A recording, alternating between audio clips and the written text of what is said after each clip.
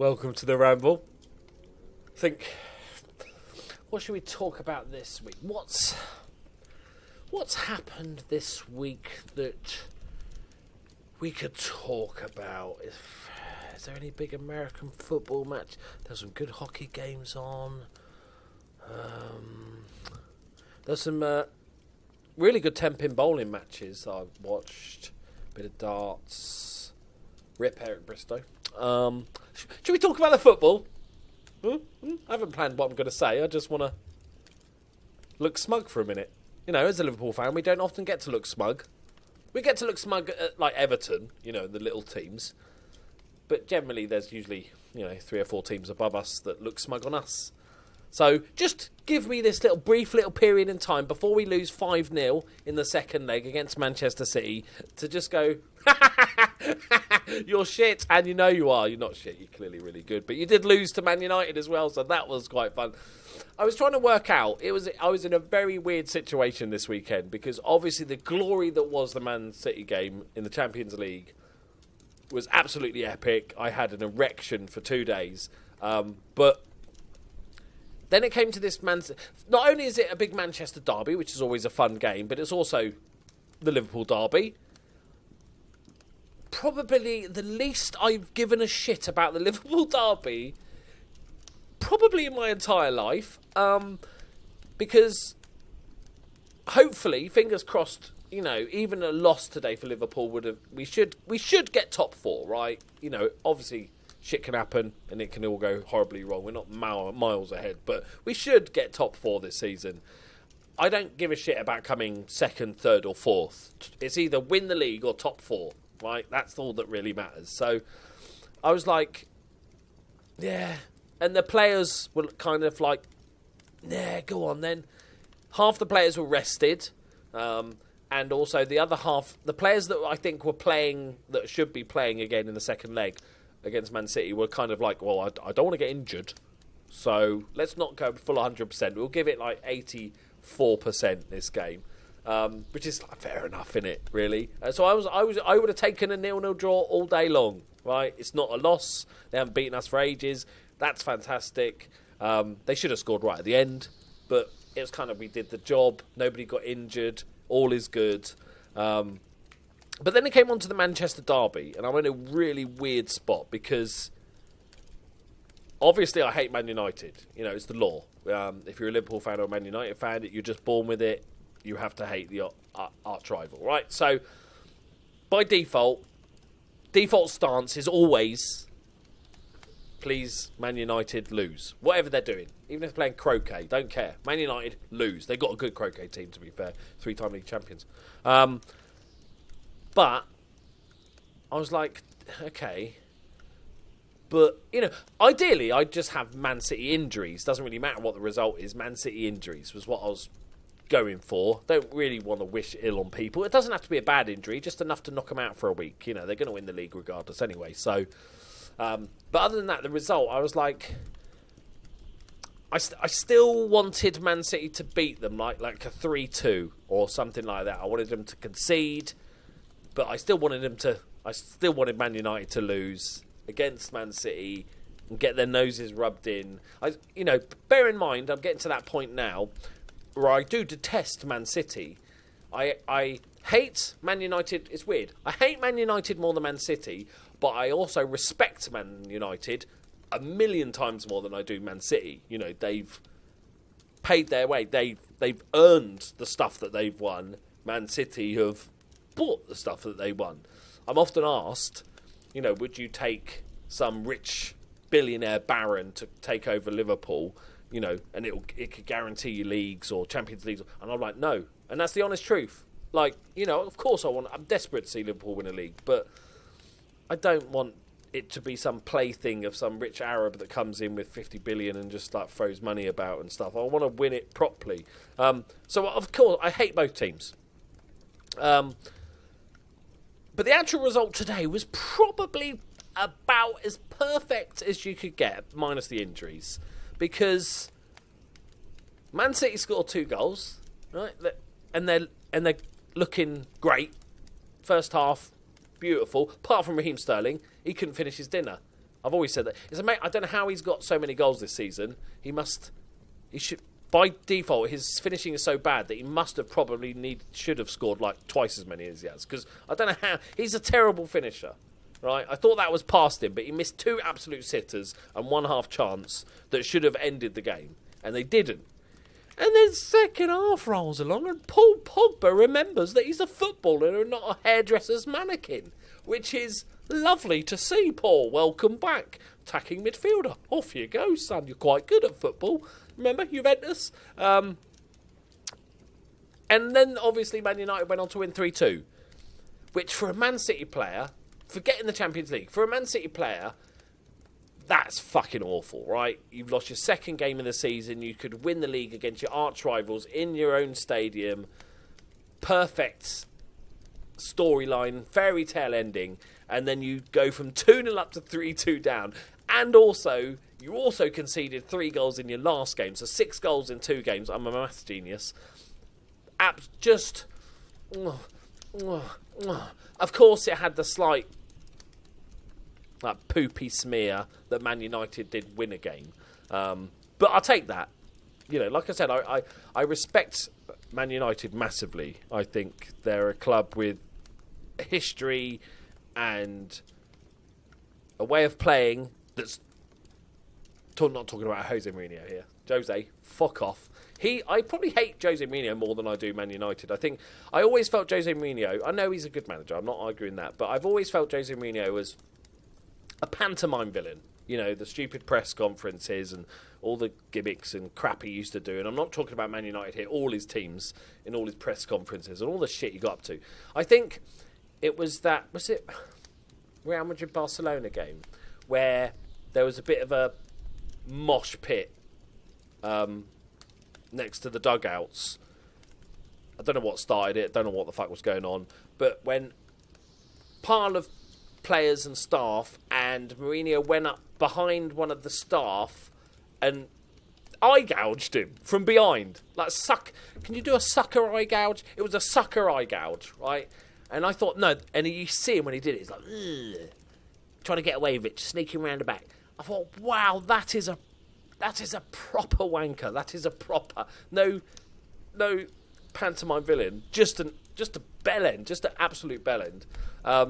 And so I think I hate seeing Mourinho win more than I hate seeing Man United win. I don't think they're long-term partners. I just don't see it.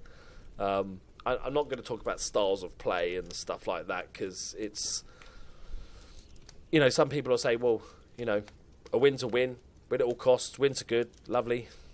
But I don't know. I feel like on my side of things, if we get a manager at Liverpool and if we get a Tony Pulis at Liverpool and he started playing, even if he was doing well, I'd really struggle.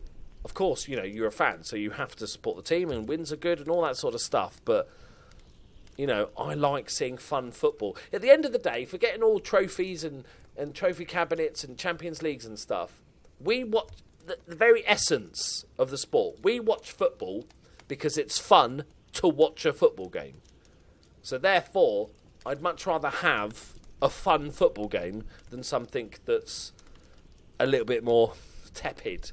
And I think Mourinho will be fine whilst he's doing well. He's improved upon this season. He's probably going to finish second in the league and all that good stuff. So it's an improvement. It's going up in the world and all that sort of good stuff. But I think if they finish 4th next season, I think it's a lot easier for the fans to start going Mourinho out because, he's not doing as great, but he also, I don't know the way he plays football and stuff like that. And especially, and the other stuff, like the fact he complained about not having enough money to spend a few months ago. When you just look at the amount of money he's spent and go, what? Okay, fair enough. Man City are spending ridiculous amounts of money, but you can't just compare yourself with a rich billionaire and go, why aren't we spending as much money as one of the richest people in the world? Well, yeah, because you're a business. They're just a plaything for a rich Arab. And so, yeah, I think Mourinho will unless he wins the league next season, I think he'll be done. Because he always wins the league in his second season, so he didn't. But I'm getting sort of sidetracked on my hatred for Mourinho. But let me know what you think in the comments about this, guys. I'd like to know, if you are a Man United fan, are you a Mourinho in, Mourinho out? Even if you're a Mourinho in, is there certain things, are you just happy to win at all costs? Even if, let's say, for instance, would you take winning the league next season, but every game was a 1-0 win, or most games? You don't want to. That'd be incredible if you just won every single game in the league. I'd take that as a Liverpool fan, to be honest. But you know what I mean? Do better but play boring football, or are you like? And also some of the antics that he gets up to. Like, how do you feel about that sort of stuff, about complaining about money spent and everything like that? But let me know in the comments. I'd be really fascinated to learn. I'm not. I was going to say I'm not trying to badmouth people. Well, I am. I'm badmouthing Jose Mourinho, but he's a brat. But yeah, all in all, what a wonderful weekend of football that was. It looked so like perfect for Man City when Company scored the first goal and he's going absolutely nuts, and it's like he's the sort of probably biggest sort of legend of the club currently, and it all looked like it was just going to plan. Another day in the office for Man City in the league. I'm a little bit disappointed that it's not, because if Man City had won, it would have just been Liverpool that had beaten him in the league. But now it's not bad company to be in, is it? Liverpool and Man United are the only teams that beat you. Right. Enough rambling and enjoyment of that. So I've had my moment now, so we're going to lose. I'll give my prediction for the second leg of the Man City game. I've always said that we're going to score. So they're going to have to score 5. That's how maths works, isn't it? Yeah. Which I don't see them happening. And yes, I know they did that before, but we did go down to 10 men and we're still going nuttily attacking, trying to win a game where we should have. No, I don't mind trying to win a game regardless of how many men you've got on the pitch. But I think it's going to be something like a 2-2 draw. I'm going to go 2-2. I'm going for 2-2. That's what it's going to be. We're going to win 5-2 on aggregate and then probably just get beaten by Real Madrid in the semi-finals. But, if at the start of the season somebody had said, Loki, would you like 4th place and Champions League semi-finals? I would have bitten your cock off for that. Or bitten your hand off, that's the saying. Bitten your hand off and your cock off. I'd take any sort of extremities. I'd have bitten them off. Because that's progress. And that's all you can really ask for. It might not be as quick as some had hoped. But, progress this season. Maybe the same again in the Champions League again next season. And maybe get a bit closer to Man City. I still think they're going to win the league next season. Right, before we finish up, my friends. We've got postage, P.O. Box postage. It's up there if you'd like to send me. It is my birthday this month, 27th of April. So I've already said in one of my other videos about if you would like to send me the most awful birthday cards in the world, feel free. Just the most ridiculous, stupid, pointless, bad, unrelatable cards. You're very welcome to. So this first one, it doesn't have any clues as to where it's from. I think it's from the UK. Oh, my word, it's wrapped. Hang on, is there a letter with it? No. It's got wrapping paper on it, though, boys. Right, what does it say? To Loki.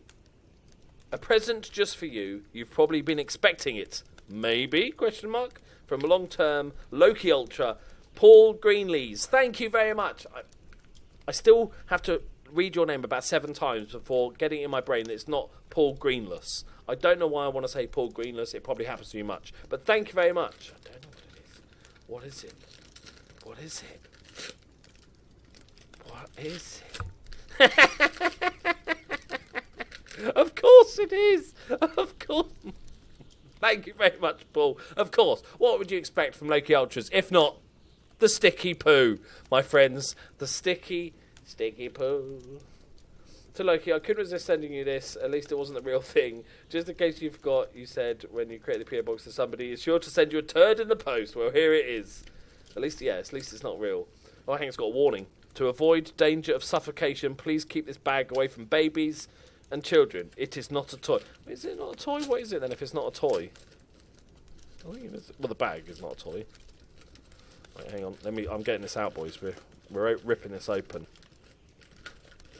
Okay, I want to see this sticks. It's actually sticky poo, not just fake poo, boys. We got sticky. Oh, that looks disgusting. Oh, it is proper. Oh, I'm gonna leave this for Holger in the carpet in the morning, because that's a good. Oh, that's. It's not real poo. It's not real poo. It's not real poo. Oh, I'm peeling it off the back. That looks so good. Look at that, and it's proper sticky as well. Look. Oh. Sticky poo, sticky poo. I'll put it there. There you go. So I'll leave it for Curly, and she'll go, yeah, just one of the dogs doing shit on your microphone stand. That's quite impressive. Right, we've got one more to open. A little letter. It's from Guernsey, I believe, to Bruce Doki, my Australian name. It's from moonpig.com. Not sponsored. I used to live in Jersey in the Channel Islands. Beautiful place, Guernsey. Right. Is it... That's so cool. Good luck, Loki Doki. You can do it. On my way. Oh, shit, it's green. It's green to destiny.